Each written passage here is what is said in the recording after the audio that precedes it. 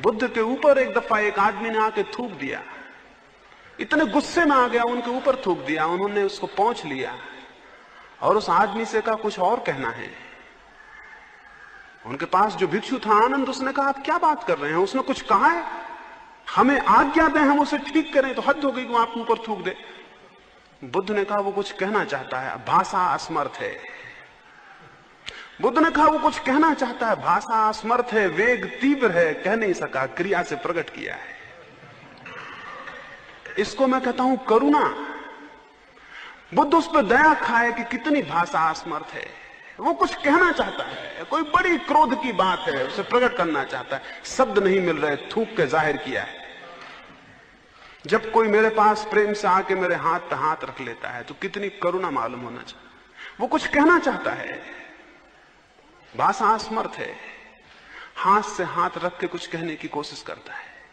जब कोई किसी से गले मिलता है, भाषा असमर्थ है, आदमी कितना कमजोर है, कुछ कहना चाहता है, हृदय को हृदय के करीब ले आता है, कोई रास्ता नहीं मिलता। कल मैं यहां से जाता था, कोई लोग मेरे पैर पड़ने लगे और मुझे बड़ी करुणा आई। आदमी कितना असमर्थ है, कुछ कहना चाहता है और नहीं कह पाता और पैर पकड़ लेता है। मेरे पीछे मेरे एक प्रिय मित्र थे, वो विचारशील हैं, उन्होंने कहा ना ये मत करो। उन्होंने भी ठीक कहा। कितना बुरा हुआ है जगत में, पैर पड़ने वाले तो ठीक थे, पैर पड़ाने वाले पैदा हो गए हैं। तो उन्होंने ठीक ही कहा कि ना ये मत करो। मुझे उनकी बात ठीक लगी, लेकिन ठीक नहीं भी लगी। ठीक उन्होंने कहा ये गलत है कि दुनिया में कोई किसी से पैर पड़वाए, लेकिन वो दुनिया भी गलत होगी जिसमें ऐसे लोग ना रह जाएं जिनके पैर पड़ने का मन हो, और वो दुनिया भी गलत होगी जहां ऐसे हृदय ना रह जाएं जो किसी के पैर में झुक जाएं, और वो दुनिया गलत होगी जबकि हम ऐसे भाव ना उठें जो बिना पैर पकड़े जाहिर नहीं हो सकते हैं। मेरी आप बात समझते हैं? वो दुनिया गलत होगी जब हम ऐसे भाव ना उठें जो कि बिना पैर पकड़े जाहिर नहीं हो सकते हैं।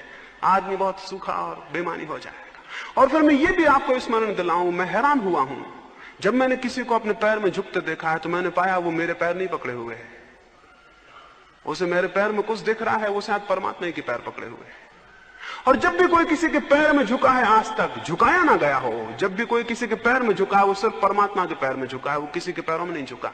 आखिर किसी के पैरों में क्या है जिसमें झुकने जैसा हो? लेकिन कोई भाव है भीतर जिसके लिए रास्ता नहीं मिलता। कल मुझे प्रेम करने वाला कोई मेरे पास था कमरे में, और सांझ जब नहाने जाने लगा और मैंने बल्ब जलाया तो उसने कहा कि प्रकाश हो गया, मुझे अपने पैर पकड़ लेने थे। मैं बहुत हैरान हुआ, और उन्होंने मेरे पैर पकड़ लिए और मैंने उनकी आंखों में जो आंसू देखे, उन आंसू से सुंदर जमीन तो कुछ भी नहीं है। इस जमीन पर उन आंसुओं से सुंदर न कोई कविता है, न कोई गीत है, जो किसी प्रेम की घड़ी में उत्पन्न होते हैं। और अगर इनके प्रति बोध हो, और अगर इनका स्मरण हो, अगर ये दिखाई पड़ते हो, तो आपको कितनी करुणा नहीं मालूम होगी। लेकिन आप क्या देख रहे हैं? आप लोगों में वो देख रहे हैं जिनसे करुणा तो नहीं पैदा होती, निंदा पैदा होती है। आप लोगों में वो देख रहे हैं जिनसे करुणा तो पैदा नहीं होती, क्रूरता पैदा होती है। आप लोगों में वो देख रहे हैं जो उनका असली हिस्सा नहीं है, जो उनका हृदय नहीं है, जो उनकी मजबूरियां हैं। एक आदमी मुझे गाली देता है, ये कोई हृदय है उसका? ये उसकी मजबूरी होगी। बुरे से बुरे आदमी के भीतर एक हृदय है, जिस तक हमारी पहुंच हो पाए तो हम बहुत करुणा से भर जाएंगे, बहुत करुणा से भर जाएंगे। बुद्ध ने उस सुबह कहा था, दया आती है, दया आती है, भाषा कमजोर है आनंद। आदमी का हृदय बहुत कुछ कहना चाहता है, नहीं कह पाता है। उससे कहा कुछ और कहना है, वो आदमी और क्या कहता, अब तो कहना मुश्किल हो गया। वो लौट गया, रात वो बहुत पछताया। वो दूसरे दिन क्षमा मांगने आया, वो पैरों में गिर गया और रोने लगा। बुद्ध ने कहा, देखते हो आनंद, भाषा कमजोर है। अब भी वो कुछ कहना चाहता है और नहीं कह पा रहा। कल भी उसने कुछ कहना चाहा था और नहीं कह पाया था, तब भी उसने कोई कृत्य किया था, अब भी कोई कृत्य कर रहा है। भाषा बहुत कमजोर है आनंद, और आदमी बड़ा दया योग है।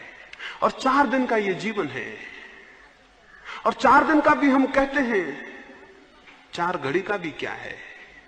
और इस 4 घड़ी के मिलन में अगर हम करुणा से न भर जाएं एक दूसरे के प्रति, तो हम आदमी ही ना थे। हमने जीवन को जाना भी नहीं, हम पहचाने नहीं। तो अपने चारों तरफ करुणा को फेंकें, अपने चारों तरफ परिचित हों। कितने दुखी हैं लोग, उनके दुख में और दुख को मत बढ़ाएं। आपकी करुणा उनके दुख को कम करेगी। एक करुणा से भरा हुआ शब्द उनके दुख को कम करेगा। उनके दुख को और मत बढ़ाएं। हम सब एक दूसरे के दुख को बढ़ा रहे हैं। हम सब एक दूसरे को दुख देने में सहयोगी हैं। एक एक आदमी के पीछे अनेक अनेक लोग पड़े हुए हैं दुख देने को। तो अगर करुणा का बोध होगा तो आप किसी को दुख पहुंचाने के सारे रास्ते अलग कर लेंगे, और अगर किसी के जीवन में कोई सुख दे सकते हैं तो उसे देने का उपाय करेंगे। और एक बात स्मरण रखें, जो दूसरे को दुख देता है वह अंततः दुखी हो जाता है, और जो दूसरे को सुख देता है वह अंततः बहुत सुख को उपलब्ध होता है। इस वजह से यह कह रहा हूं कि जो सुख देने की चेष्टा करता है उसके भीतर सुख के केंद्र विकसित होते हैं, और जो दुख देने की चेष्टा करता है उसके भीतर दुख के केंद्र विकसित होते हैं। फल बाहर से नहीं आते हैं, फल भीतर पैदा होते हैं। हम जो करते हैं उसी की रिसेप्टिविटी हमारे भीतर विकसित हो जाती है। जो प्रेम चाहता है प्रेम को फैला दे, और जो आनंद चाहता है वो आनंद को लुटा दे, और जो चाहता है उसके घर पर फूलों की वर्षा हो जाए वो दूसरों के आंगनों में फूल फेंक दे। और कोई रास्ता नहीं है। तो करुणा का एक भाव प्रत्येक को विकसित करना जरूरी है साधना में प्रवेश के लिए। तीसरी बात है प्रमुदिता, उत्फुल्लता, प्रसन्नता, आनंद का एक बोध, विषाद का अभाव। हम सब विषाद से भरे हैं, हम सब उदास लोग, थके लोग हैं, हम सब हारे हुए पराजित रास्तों पे चलते हैं और समाप्त हो जाते हैं। हम ऐसे चलते हैं जैसे आज ही मर गए हैं। हमारे चलने में कोई गति और प्राण नहीं है, हमारे उठने बैठने में कोई प्राण नहीं है। हम सुस्त हैं और उदास हैं और टूटे हुए हैं और हारे हुए हैं। ये गलत है। जीवन कितना ही छोटा हो, मौत कितनी ही निश्चित हो, जिसमें थोड़ी समझ है वो उदास नहीं होगा। सुकरात मरता था, उसको जहर दिया जा रहा था और वो हंस रहा था, और उसके एक शिष्य क्रेटो ने पूछा, हंसते हैं, हमारे आंख आंसुओं से भरी हुई है, मौत करीब है और ये विषाद का क्षण है। सुकरात ने कहा, विषाद कहां है?